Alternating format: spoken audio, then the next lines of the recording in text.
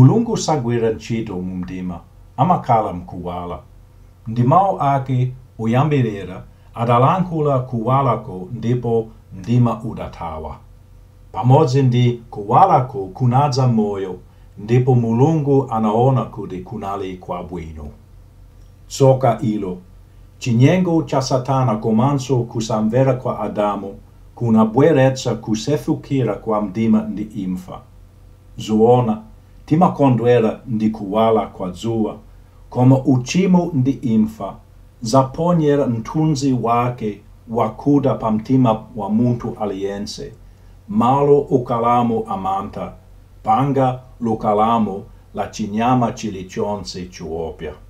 Kristu adabwera kudzatipulumutsa kumdima ndi kutibweretsa mkuwala. Panali mdima wakuya ndi udabwitsa ku Calvary pamene Yesu anamenyera nkhondo yayikulu ija ndi kupambana. Pa nthawi imeneyo chipulumutso chachikulu chidachitika.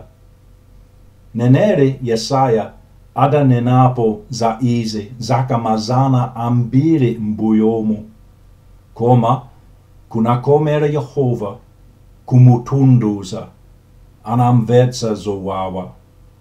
Monga mtumwi Paulo ananenera, Kristu anafera zoyipa zathu monga mwa malembo. Iye mwini sanachimwepo, komabe pomwalira iye adalowa mndende ya uchimo ndi imfa. Adapita kumeneko mudzifunira, natuluka mudzigonjera. Anati, palibe wina andichotsera moyo wanga, koma ndi utaya ine ndekha. Ndilinayo mphamvu ya kuutaya, ndi mphamvu ndilinayo ya kuutenganso. Lamulo ili ndinalandira kwa Atate wanga.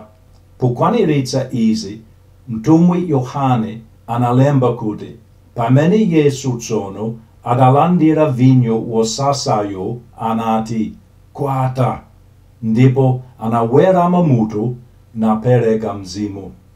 Monga momwe Ambuye Yesu adapereka moyo wake muzizwitsa, momwe monso anali ndi mphamvu ndi ulamuliro kuti atengerenso. Mtumwi Paulo anapitiliza, anayikidwa, ndikuti anaukitsidwa tsiku lachitatu monga mwa malembo. Mateyu analemba kuti, ndipo popita dzuwa la Sabata, mbanda kucha, tsiku la kuyamba la Sabata, anadza Maria wa Magadala ndi Maria winayo kudzaona manda. Kunena zoona, wabwera mbanda kucha wuwala kwambiri kuyambira mawa wa chilengedwe. Amayiyo adakumudwa kwambiri ndi zomwe adapeza kapena sanapeze kumanda. Anabwera ndi cholinga chodzoza thupi la mbuye wawo, koma atangozindikira kuti mwalawu udachotsedwa ndipo mtembowo udapita. Poganiza kuti mtembo wake wa mtengo wapatali wabedwa, azimayi akumva chisoni aja anayamba kutaya mtima ndithu. Musaope. Ndi mitima yosweka ndi maso ozaza ndi misozi adatembenukira kumawu. Musaope inu, mngelo anati, pakuti ndidziwa inu mulikufuna Yesu amene anapachikidwa. Iye mulibe muno ayi, pakuti anauka monga ananena. Idzani muno mudzaone malo mene anangogonamo Ambuye. Musaope. Ndidziwa. Iye mulibe muno. Anauka. Idzani muno mudzaone. Kwa onse amene akufunabe Yesu yemwe adapachikidwa, mawu ndi omweyo. Musaope. Palibenso chifukwa choopera mphamvu ya machimo anu, kapena kulangidwa kusata chifukwa cha machimo anu. Ambuye amene amadziwa kukayikira kwathu ndi mantha athu amatonthoza mitima yathu yovutika. Anauka monga ananena. Izi ndi zomwe zimapangitsa Yesu kukhala mpulumutsi ndi Ambuye.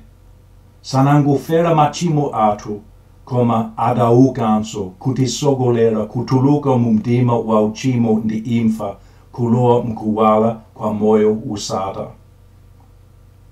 Uwu ndiye utenga wabwino womwe mwapulumutsidwa nawo, kuti Kristu anafera zoyipa zathu monga mwa malembo, ndikuti anayikidwa, ndikuti anaukitsidwa tsiku lachitatu monga mwa malembo.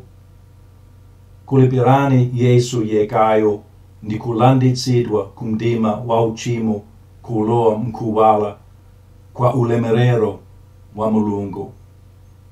Mulungu akudalitseni.